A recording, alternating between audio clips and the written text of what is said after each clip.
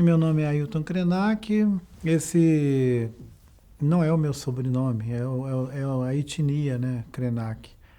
E é muito comum as pessoas de lá da nossa aldeia serem identificadas com o nome do povo, né? Eu nasci numa região de Minas Gerais que já é divisa com o Espírito Santo, no médio Rio Doce. O Rio Doce é um, um berço assim dos Krenaks desde o final do século XIX, onde a gente ficou refugiado diante da ocupação que teve da floresta daquela região, uma grande extensão de floresta que foi devastada no final do século XIX, e o povo indígena que vivia naquela floresta foi sendo empurrado para a beira do rio. O Rio Doce, para os Krenak, é um berçário, é o último refúgio dos Krenak. E nós estamos sendo acossados no último reduto, onde a gente ainda podia beber água, pescar, caçar e ter alguma, digamos, ecologia humana, né? Porque do jeito que eles fizeram com o rio agora, a gente tem um organismo morto atravessando aquela região por 800 quilômetros. E isso deixa os Krenak em suspenso sobre o que nós vamos fazer com o nosso futuro, entendeu?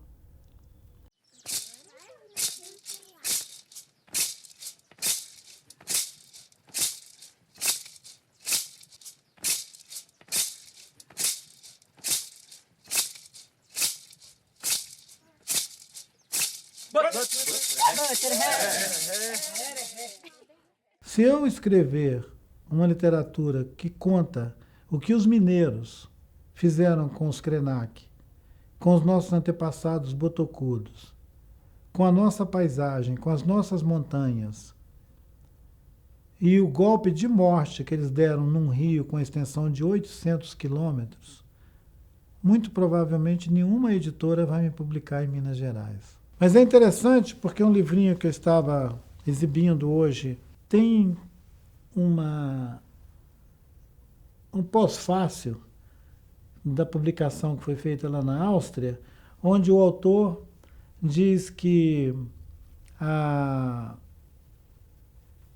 a literatura que os índios estão fazendo na América Latina, ele não fala só do Brasil, ele disse que essa literatura é literatura universal. Apesar dela ser percebida com desprezo por uma certa escola, por uma certa tendência da literatura, que acha que ela recorre a muitos elementos narrativos que são do folclore, que são da cultura local, que é do modo local de vida, que ele diz que seria das nossas incongruências. Sugerindo que povos que vivem na periferia do mundo, quando produzem uma literatura ativa, essa literatura ela vem informada pelo jeito de vida dessas pessoas. E que isso acaba sendo um recurso apelativo para ela ser uma literatura reconhecida. Ele contesta esse tipo de julgamento, ele acha que isso é um preconceito, porque as pessoas lançam mão do que têm. Eu me ressinto de uma crítica da literatura que nós estamos chamando de indígena e que ela está já com alguns aninhos de vida e que não precisa continuar adulando ela a vida inteira. Pode começar a exigir dela uma performance mais competente com relação ao seu tempo. É bacana a gente contar a história dos nossos antepassados. É comovente contar uma história bonita. Todo mundo quer ouvir uma história bonita. Mas quem é que quer escutar uma história dura, real, do que nós estamos vivendo hoje? Né? Como é que a gente vai emoldurar essa história? Como é que a gente vai fazer ela ser agradável? Como que a gente vai puxar o interesse de alguém por essa literatura? Me parece que uma das maneiras é fazendo literatura. Eu acho que a gente vive num tempo também que todo mundo tem muita pressa. Já houve um tempo que uma pessoa passava a vida inteira dele para escrever um livro. E 10, 20 anos depois que ele morria, aquele livro dele era publicado. E aí ele tinha reconhecimento pela obra que ele fez na vida dele. Hoje as pessoas querem escrever 300 livros. Nós somos uma civilização da fábrica. Às vezes as pessoas me perguntam, você é um escritor? Eu falo, não sei se eu sou um escritor. Eu publiquei um título com característica de autoria no ano de 2000 chamado O Lugar Onde a Terra Descansa. Esse título, O Lugar Onde a Terra Descansa, ele foi um transe que eu vivi ao longo de alguns anos que eu reuni as nossas tribos para fazer o Taruandé, que é um ritual de suspender o céu quando o céu está muito próximo da terra e os humanos ficam todos doidos. Então as nossas tribos se juntavam para cantar e dançar e suspender o céu, né, para aliviar a pressão. E num desses encontros, quando a gente terminou ele, eu estava tão exausto que eu não conseguia dormir. Aí um amigo meu pegou um gravador e gravou 40 horas de entrevista comigo. É o livro, O Lugar Onde a Terra Descansa. Foi um surto. Então eles me perguntam, você é um escritor?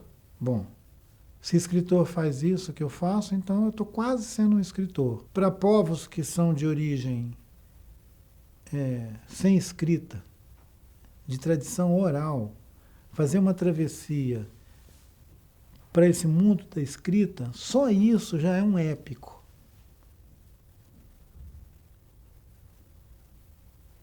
E ele deve ocultar trilhas insondáveis de alienação dessas identidades até chegar nesse patamar da escrita e lidar com esse recurso da escrita com familiaridade. É bom não esquecer que os jesuítas vieram para cá para botar escolas e catequizar os índios e aprender eles a ler, ensinar eles a ler e escrever. Enquanto os índios puderam resistir, eles não aprenderam nem a ler nem a escrever. Então seria interessante a gente investigar se quando os índios estão lendo e escrevendo, se eles já se renderam ou se eles ainda estão resistindo. E os xamãs estão avisando, o céu vai cair sobre a nossa cabeça.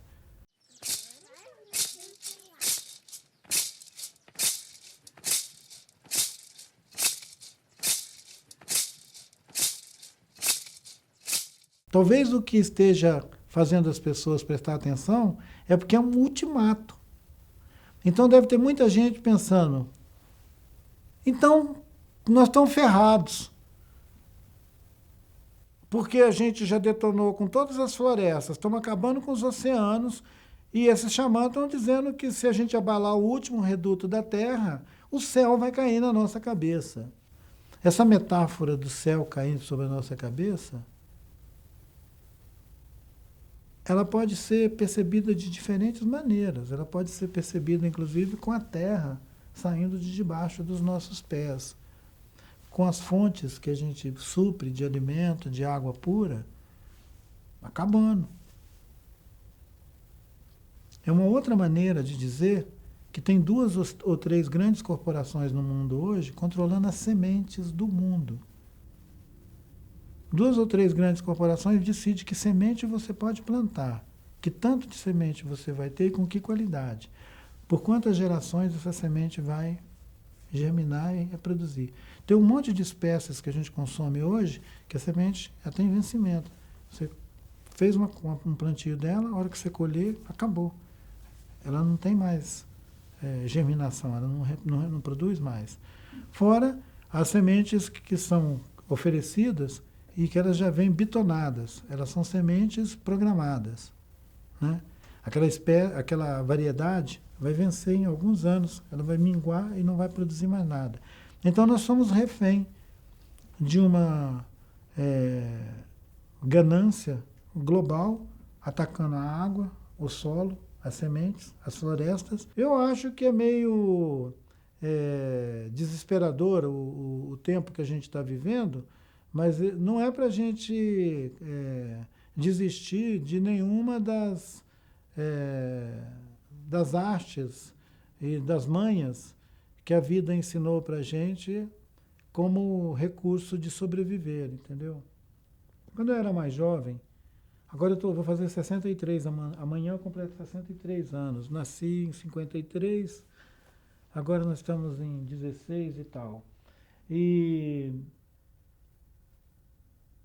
quando eu tinha uns 30, 40 anos, eu desconfiava muito da validade das coisas que eu estava me engajando, que era organizar esse tal de movimento indígena, fazer aliança com seringueiros, com ribeirinhos, se a gente ia conseguir manter essas famílias no meio da floresta, porque a floresta estava sendo devorada.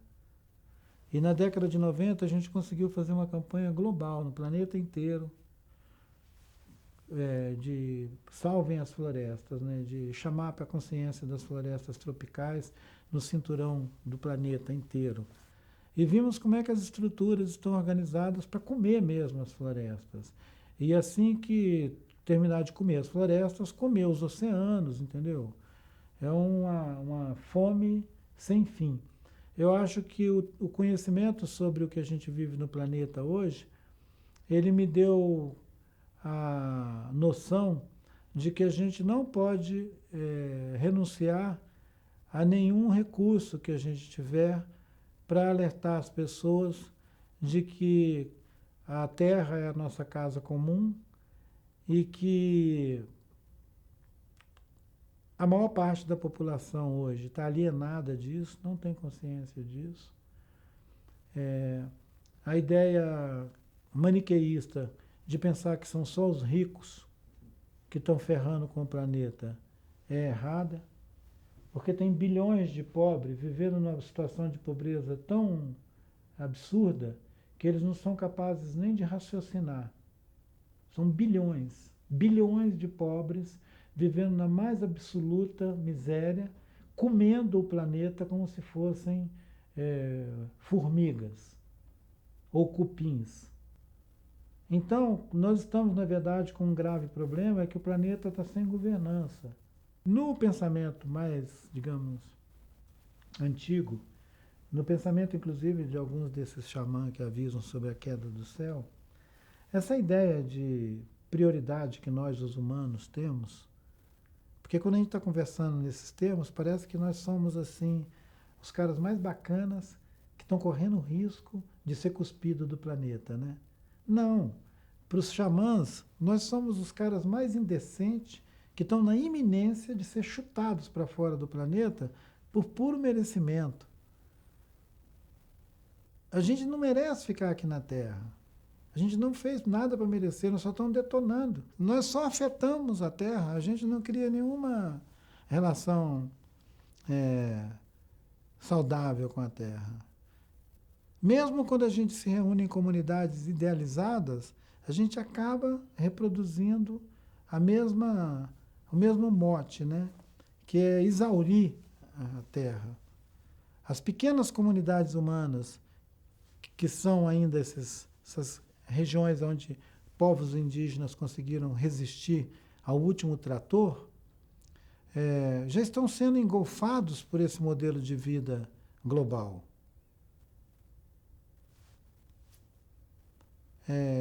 Mesmo nos lugares mais remotos, já entra a tralha tecnológica do Ocidente corroendo as formas de sociabilidade, interferindo nas relações de cooperação, de solidariedade, de cumplicidade, de reciprocidade. Porque a reciprocidade é a base dessas sociedades antigas, onde tudo é recíproco, tudo é reciprocidade. Não entra uma mercadoria nas relações, não entra uma coisa. As relações, elas têm que ser cultivadas porque os seres humanos precisam aperfeiçoar suas formas de convivência. Quando a gente abandona essa missão de os humanos aperfeiçoar suas formas de convivência e transformamos isso tudo em barganha, mercadoria e tudo, nós já começamos a corromper esses núcleos de comunidades humanas saudáveis e transformar tudo isso nessa coisa global que nós temos. Mas enquanto tiver taquara, a gente tem que fazer flecha e mandar flecha. Espírito guerreiro. Não pode baixar a bola.